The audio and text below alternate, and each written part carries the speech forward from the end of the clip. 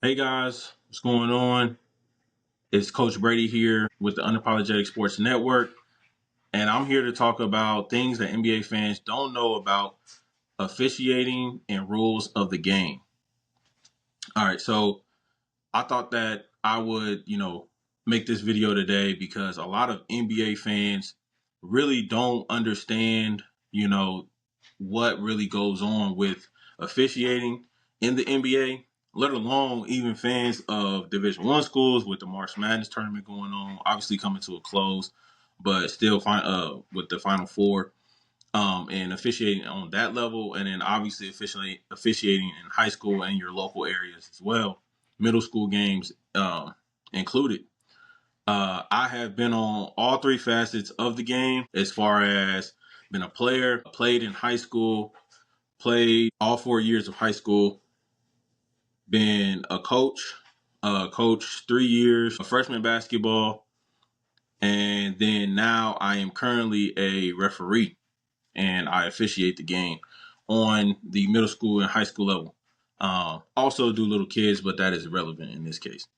Um, so I just want to talk about things that I've learned from all facets of the game, and then things as a player that I never thought about. Things from the side of a fan, from an NBA fan that I never thought about. Obviously, the Lakers are my team. I am a fan of the Lakers, and just talk about things because when I would watch games before I started officiating, I would watch games screaming at the TV just like you did, just like you probably still do. And now that I'm official, I see things completely different. I don't scream at the TV as much. Sometimes I do, but then sometimes I remind myself the NBA is a different game, right? And there are things that NBA fans just don't know. I mean, you don't know unless you are an official. And if you have any friends who are an official, hopefully they're a good official. They can explain a lot. And if you've asked them questions and they haven't, they're probably not a good official because if you ask me questions, I can explain, and that's what I'm here to do. So my first point that NBA fans probably don't really know is that the NBA is not all like 100% actual basketball. So if I go get my basketball like rule book, the actual rule book, um, the NBA would a lot like not 100% would what the NBA rules and what happens in those games qualify. Like there's a lot of things that I would have to call fouls. I would have to call the game entirely different, right? The NBA is an entertainment company. They are licensed as an entertainment company. The rules are different. Their rules are not the same. Their rules are not the same. It is not 100% actual real basketball. And one of my other points, which that leads me right into it, is you can see the difference from actual basketball with the Final Four versus the NBA, because in the Final Four in this March Madness tournament, you're probably seeing calls, and even in your local high school, you're probably like seeing calls and seeing things being called and seeing ticky tack stuff that you consider as ticky tack, but you think like and thinking of NBA, and it's completely different. And it's completely different because in the NBA that may not actually be a foul, but in our game, in actual basketball, yes, that is a foul. Or a lot of times in the NBA, something is being called a foul and it's not actually a foul. It's not actually what should be called. And this is a different way to view the game. Uh, there are a lot of misconceptions on a lot of rules that, you know, may get talked about, may not, we'll see. One of the things is I'm a name two. A reach in foul, there is no such thing as a reach in foul. Um, I can, like I said, I can go get the rule book. You can get a rule book. There's no such thing as a reach in foul. That is not a call. That is not a call.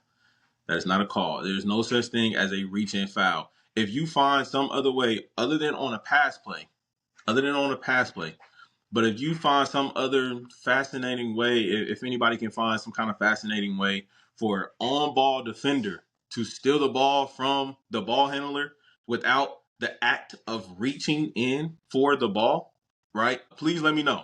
Please let me know. The act of reaching is not a foul. Someone can reach all day long. They can reach all day long. I promise I will not call a foul just because someone is reaching. Now, if illegal contact is made on said reaching, right, then we have a foul. We have a hit. He hit him on the arm, right? We have a foul to be called, right? Smacked his arm. Okay, that makes sense. Also, on the reach, hand is a part of the ball. If you are holding the ball and someone reaches and hits your hand, I am not calling a foul. That is not a foul. Per the rule book, hand is part of the ball. I'm one of the referees who's straight with the rule book. That is not a foul. Any referee calling a foul, hitting the hand is not a foul. That is a part of the ball when you're holding the ball. Right? The second misconception is over the back. Over the back foul, over the back call. That is not in the rule book. That is not in the rule book. And see, the problem you have with over the back is over the back call is you try to call that, right? One, it's not a call, and you thinking about it, but you unintentionally or intentionally you punish a more athletic player, right? Because, or you punish a taller player. If a player is just taller, or if he's just more athletic than the other player, right? If he jumps straight up and straight down, right? It's not over the back. If he jumps higher than you and grabs the ball, but he jumps straight up and straight down, that's not over the back. That's not a foul. There was no displacement, right? And that's what we're looking for as referees. As far as Division One, collegiate level, and then high school level on down, we're looking for displacement, right? If player A jumps straight up and straight down, right, and grabs the ball, right, you know what I'm saying? There's no displacement. Now, if player jumps into you, displace you, we have a foul, right? We got to push in the back on whoever, and we're going the other way with that. That's fine. We'll call that. But there is no over and back. There is no over and back call. Yeah, you cannot, make a call just because a player is more athletic than another player or just taller. Like sometimes guys don't even jump and grab the ball, and the coaches and fans is, oh, that's over the back. No, it's not. He's just taller, you know. So those are two big misconceptions that I definitely wanted to notate and point out. Another thing with the NBA is that, especially with playoffs coming up, man, the NBA will send out memos to the referees, and I'm sure you've heard of them. If you haven't, um, there's there's probably a memo getting ready to get sent out now with the playoffs coming around about how they're going to call the games, how the NBA wants them to call the games, and that's what it is. The NBA communicates to the refs how they want them to call the games, right? Which is why I'm repeating and saying it's not 100% real basketball. It's not 100%. No one tells me for when I'm refereeing school ball, no one tells me, oh, well, this is how we're going to ref tonight. This is, I ref off the rule book. I referee based straight off the rule book. And so that's one of the different things about the NBA that some fans may not know about.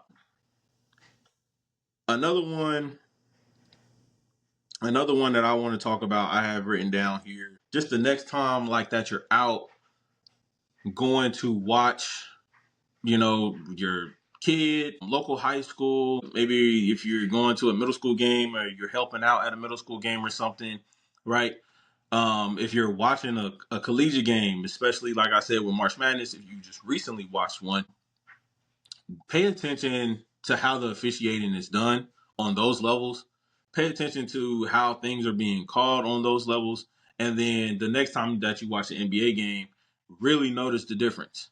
Notice the difference. Notice the difference of like, man, this is actual basketball being called in collegiate level on down. Like they're calling actual basketball versus the NBA, right?